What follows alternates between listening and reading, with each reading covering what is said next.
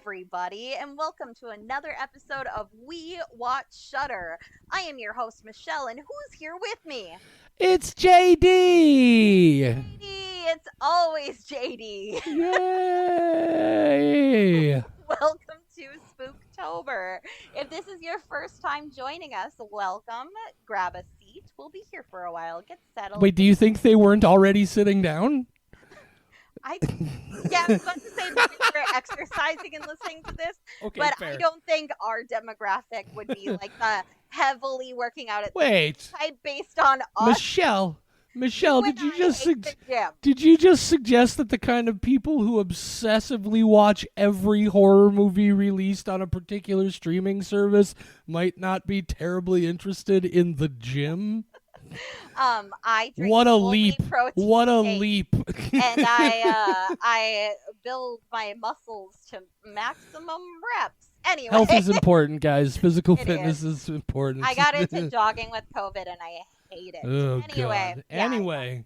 Welcome to Spooktober, and Spooktober, what have we been doing for the last bit of October, JD? Yeah, so we watch Shudder. We watch new and original, exclusive, or rather new original. Wow, when I don't start things, I just can't speak at all. Apparently, Did you like my impression of you, by the it way? was fabulous. It was really well done. It was beautiful. Thank you. That's the only way I'm able to do those things, is they have to be robotically programmed every single time. Anyway.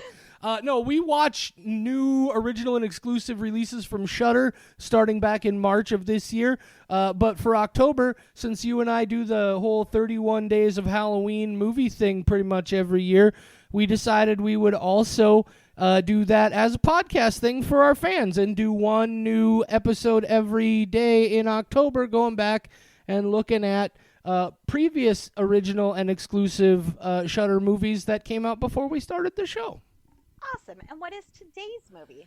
Today we are talking about a Russian film called Superdeep. Super Deep. Super Deep. One word, not two words. Super Deep. All caps lock, according to the Shudder website. Yes. Do you have the Shudder website pulled up, or do you want me to Oh, read the I have it description? right in front of my face. Perfect. Should I read? As we always do. If you want to... Oh, my God. It's a novel. I'm not recording. Please don't be serious. I am serious. I'm recording on Audacity, but again, I forgot you have to hit it twice. So do we want to slut blah, blah, blah? I know. Well, Should we just keep recording and leave this all in for everybody as a hilarious blooper? Yes. I mean, they did tolerate the Audacity recording quality all the way through the previous episodes of Spooktober. Yeah, that's true. I also just started recording on my actual recorder, so Ooh, we I can switch edit it. over. Yeah. I can edit it. We'll do it. If that this suddenly way. got so much better in quality, this is why I have a backup. Dear Oh, God. I love it. This is the greatest episode ever already, and we haven't even talked about the movie. That's fabulous. Michelle, would you like me to read the description of Super Deep from the Shudder website for these good people? That would be a good idea. I can't be trusted with anything. All right, so this is Super Deep, directed by Arsenia Sukhin. The Kola Superdeep Borehole is the largest Russian secret facility. In 1984, at the depth of more than 7 miles below the surface, unexplained sounds were recorded resembling the screams and moans of numerous people. Since these events, the object has been closed. A small research team of scientists and military personnel go down below the surface to find the secret hidden these many decades. What they discover will pose the greatest threat humanity has ever faced. A Shudder original. Michelle! Yeah. Do you feel capable of presenting spoiler-free thoughts at this time? I can definitely try my best. list. My spoiler-free thoughts. So I was gonna really talk about this scientist and how bad at her job she is, but I did that as a podcast host who did not record the opening 2 minutes and 46 seconds. So but I also feel like I'm as bad at podcasting as she is at sciencing. Where is her protective equipment through the majority of this? As I'm watching this in a post-COVID era, I'm going, you can't even why are you taking your mask off when you know he's infected? What are you doing? He may be in a suit, but you're not even washing your hands. There's so much. They have diaper masks. It's awful. I was just very aware of how unprotected she was from this horrible, horrible thing that is being inflicted upon her. Without getting into it too much, I will say that the special effects are very good. But she does pronounce the word colonel as colonel, and for that, it will be 3.5 skulls out of 5 for me. Because she says colonel and she's bad at safety precautions in a crisis situation. 3.5 Exactly. skulls. That's not what I want my scientists. I want them to know how to say the word colonel and how to protect themselves from infectious diseases. And that is particular her brand of science. She is not a rock scientist. She is not a water scientist. She is a virus scientist, and she doesn't know. We have the spoiler section coming up. Wear gloves. Anyway. My spoiler-free thoughts on Super Deep are I'm definitely more positive on it than you are. I really, really, really enjoyed this movie. First of all, as you probably know at this point, I am a big, big fan of body horror and practical effects. And there are a lot of practical effects and a lot of body horror going on in this movie. I love all of that design work. I thought the execution was good. I like the some of the things about the story structure and the pacing of the story, or not. Pacing is not what I meant to say. I don't know what I did mean to say, because what I do want to say is the one complaint I do have about this movie is very similar to a complaint I have about a lot of movies. Is I do think the movie is it's either a little too long or a little too slow, probably a combination of both, but not to the extent that I was ever totally bored with the movie. Otherwise, I love everything about this movie. I thought it was fantastic. I had a great time with it. 4.5 skulls. Okay, so that brings us very easily to a 4 out of 5 skull rating. Now, if you are still with us and you have not seen this movie, what do you want to do, JD? What do you want them to do? Well, we're about to rip this movie apart in very great detail and spoil everything for you. So if you don't want that to happen before you see the movie, hit that pause button right now. Oh, I forgot to tell them to come back. Shit. Oh, and do you think they're going to come back? No, I bet every single person who listens to our podcast just left forever. Right, they're never. They're like, this lady doesn't know how to record. Wow. They told us to stay gone. What is even the point? Ooh, man, we stuck together for 7 months. Oh God, I guess why are we even recording anymore? I don't know, Michelle. Well, I guess you and I can do what we planned with this podcast, which was basically watching movies and discuss it in the way that we would have. Why don't you tell me how you feel about this movie, JD? Oh, like I said, I love this movie. I like, first of all, like I said, I'm a big fan of body horror and practical special effects. And all the way along this movie, I love the way they give you just a little more and a little more and a little more of what's going on. You get that woman's back all messed up and other little things coming along. The way it builds and builds until we get to that giant, just melted wall of people just moaning and wailing. And then it becomes that giant, sloppy Cronenberg creature that ends up chasing them through the super deep hole.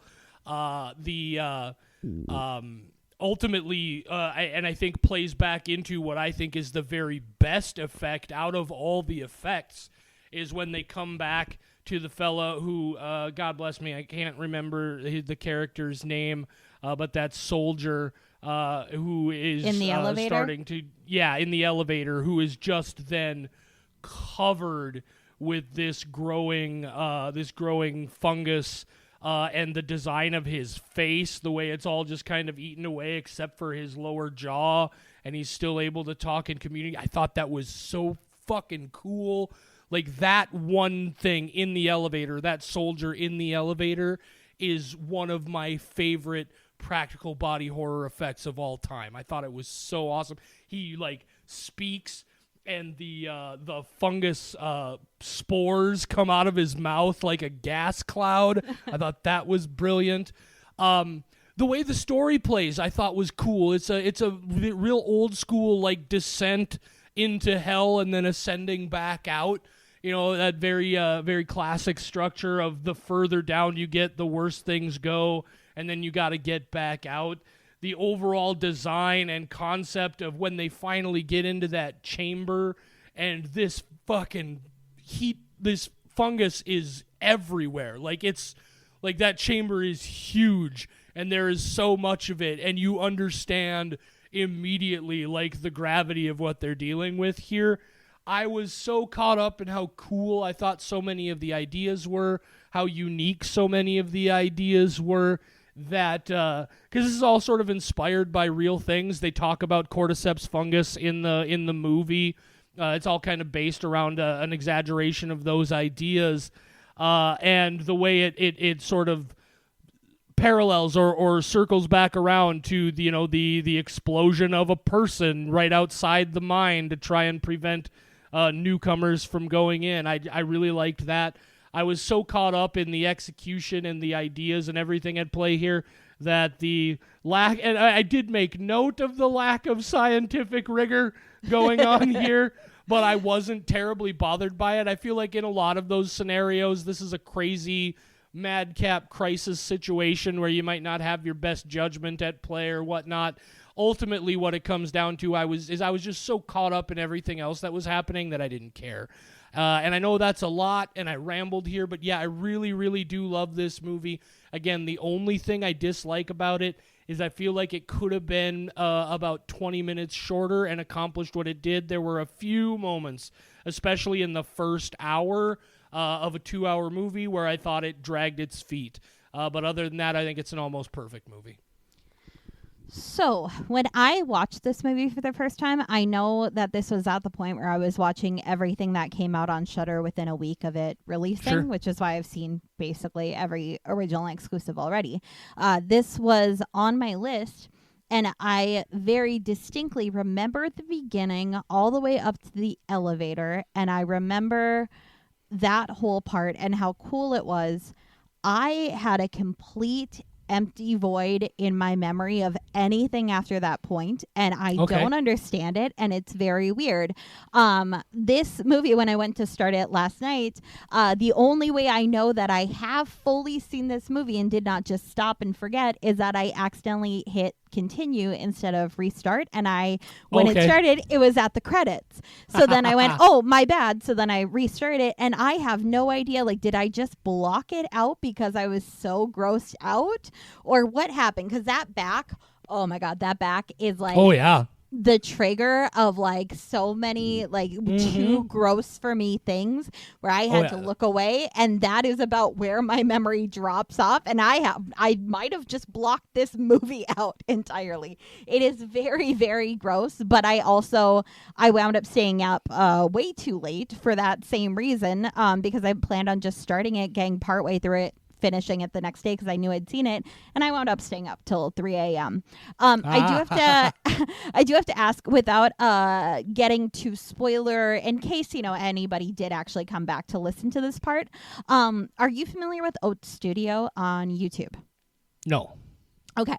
Neil Blomkamp, the guy who did District 9, Elysium, those kinds of movies, he has basically a YouTube channel called Oats Studio, OATS Studio, where he puts out smaller short films that are concepts that he created. One that he did is called Zygote. It came out in 2017. It stars Dakota Fanning. I don't want to spoil it, but I will say that if you like what this movie builds to and the type of effects it uses, that is a must-see. It is 22 minutes. It is on YouTube. It is basically the same production value as you would get with a full-length movie. And it's incredible. And I don't want to spoil it. I think people should go into it mostly blind, but Zygote from Oat Studio. I have to. Okay. I see you Googling it. So I was like, but yeah, you're going to love it. And I can't get into why because I don't want to ruin it for people. But if you like this movie, you should check that out for sure. And I have a bunch of little complaints. Mostly this movie worked for me. It was kind of weird story-wise and kind of all over the place, and it wouldn't have worked so well for me if not for the special effects. I think the special effects carry this movie. Oh, for sure. This is an effects movie. Absolutely. Exactly. If you're going into a story, you're not going to be super happy. Also, yeah, it goes through a lot of the motions, right? Like, it has that general sort of feeling of, oh, there's a government cover-up here, and there's some military dudes kind of power tripping against the scientists, and a lot of those tropes that you've seen. But this movie, it doesn't even really attempt. There's a little bit of attempt at characterization between the lead scientist and the one soldier who gets all messed up in the elevator. But it's never anything more than just like it feels like foxhole trauma bonding, right? Like they're just kind of like trying to get through the badness of it. Yeah, this movie is very much about what happens as opposed to who it happens to. One of the really weird things that I noticed while watching this is that it is a dub, but it is still a dub of an English-speaking movie, and yet the dub is still awful. How did they do that? How did they make a movie in English and dub it with English, and it was still very bad? How did they ruin it with dubs? I think the impression I got from this is that I feel like maybe the dubbed voices are still the actual actors' voices. They just had to, like, I don't know if they had some issues where they weren't able to record sound on set or something. Because I don't disagree with you. I feel like while I was watching it, the impression I got is like, okay, some of these actors have done ADR before and they're pretty okay at it, and some of them are terrible. Yeah, it was just a weird thing. It didn't affect my rating or anything. I just thought I would point it out because it's so bizarre that that's how you made basically the whole movie, and it was still bad. Yeah. How did you do that?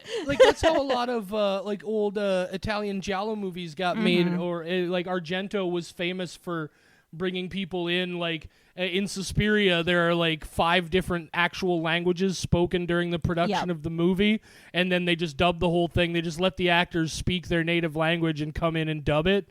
And so it's they shot the whole thing knowing full well that they were going to have to re-record all the dialogue, and I wonder if that's not a similar situation here. Yeah, and I think it is something like that. It's just like almost more, not alarming, unsettling that you're watching their lips and you know that they are saying the words, but why does it sound so weird? And I recognize that this is being dubbed. I know what's going on, but it is a weird experience versus seeing lips that don't match at all, and that is like better for me. Where the person who's speaking on screen is clearly speaking a completely different language, or the words are completely different. So much weirder. They're just off. It's like a sync problem. Yeah. It's like I've done that before, of dubbing over footage of somebody else with my own voice, and it's really unsettling. So now when I see other movies doing that, I'm like, was that the person giving the lines, or do we have like a Darth Vader thing going on right now where you didn't even know that you were being replaced by a different voice actor? I'm not sure at all on how that played out, but and we'll never find out. So it's interesting. We for those of you who have been following along, we're actually recording this episode on the same night that we recorded the previous Spooktober episode for Psycho Gorman, and I think it's very interesting how these are both 2 examples of really extreme, severe, aggressive body horror practical effects movies, but the tone of them is so completely different, and you can see how that same technique can be applied in different ways to achieve different things. I think that's pretty interesting. I actually had a similar thought because Psycho Gorman has, I would say that they have practical effects on the same level. Oh, yeah. But For that sure. is something you'd see walking through a convention, and this is like contained in a horror movie. And it's very Yes. weird that if they had taken that guy and put him in the same lighting of Psycho Gorman and just took the like fungus guy attached to some structure in Psycho Gorman with different lighting and a different tone, it would have been an entirely different reaction, and he would have fit right in. It is very odd that the practical effects are so similar but very, very different execution. For sure. I just, yeah. So if you're a big fan of body horror and practical effects, I definitely cannot recommend this one enough. You didn't, I guess, let me ask you specifically, how did you feel about that concept? Like, I know we've talked about how this woman is a bad scientist, right? And she's, but like that idea in general, like I thought was so clever. I'm curious of your thought, this idea that there's this fungus that has been here for a long time, and it was put in, it feeds on warmth, so the previous ice age sort of captured it, and it's been trapped down there, and when you get down into that cave, just the spectacular awe of that cave, and when it lights up and you realize, holy shit, this is a fucking massive wall of death. Like, how did you feel about that whole general concept? Oh, you have opened a can of worms. I am going to get into the nitty gritty of what held back some of my feelings about this.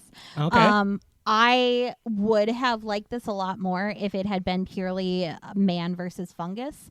The lead scientist lady kept personifying the virus, referring to it as he, as though it was it had a personality and it was deliberately doing this. Sure. And it was almost supernatural. And I would have preferred it much more if this is just a virus that we can't stop.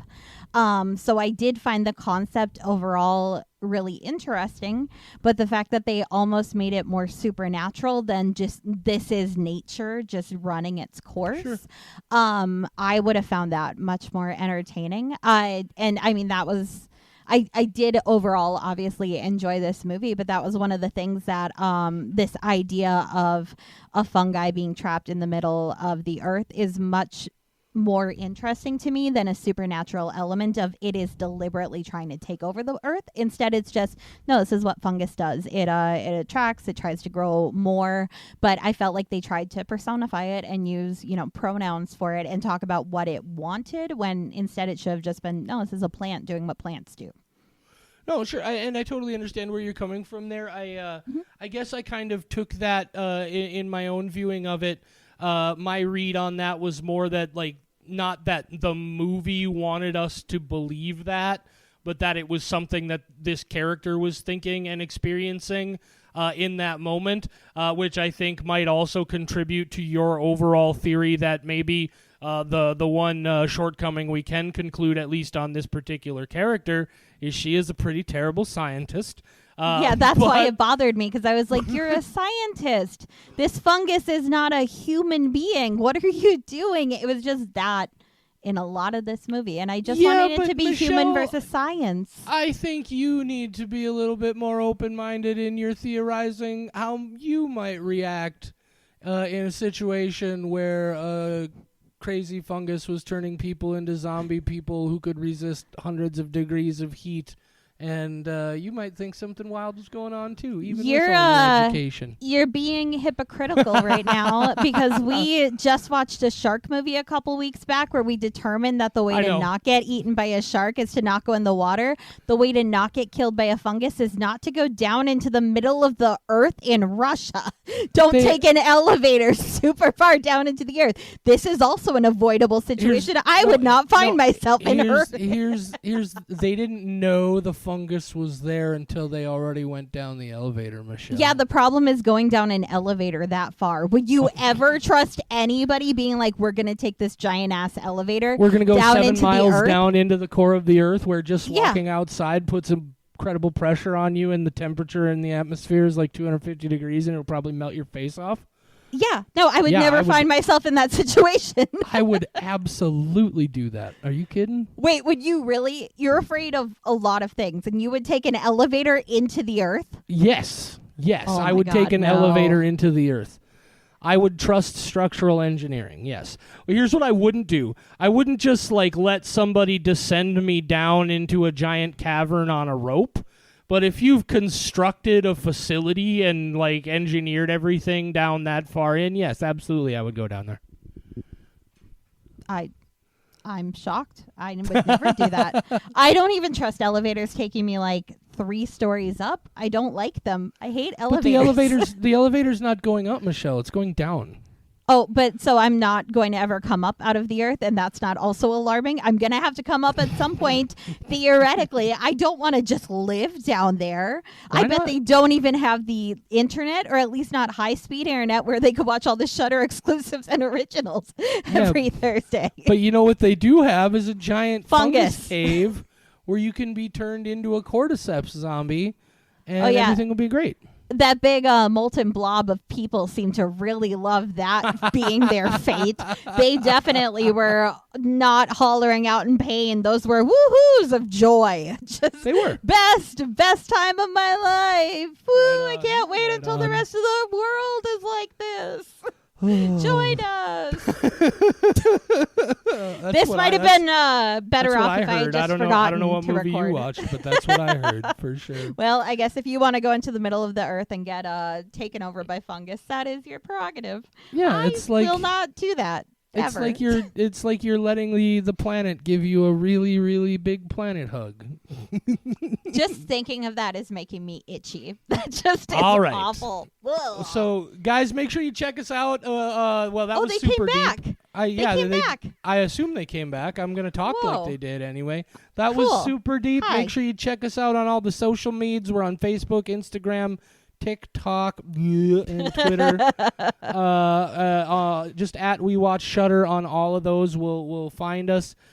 Make sure you tell all your friends. Michelle, anything we need to plug? No. Well, all right then. Say goodnight, Michelle. Good night, Michelle.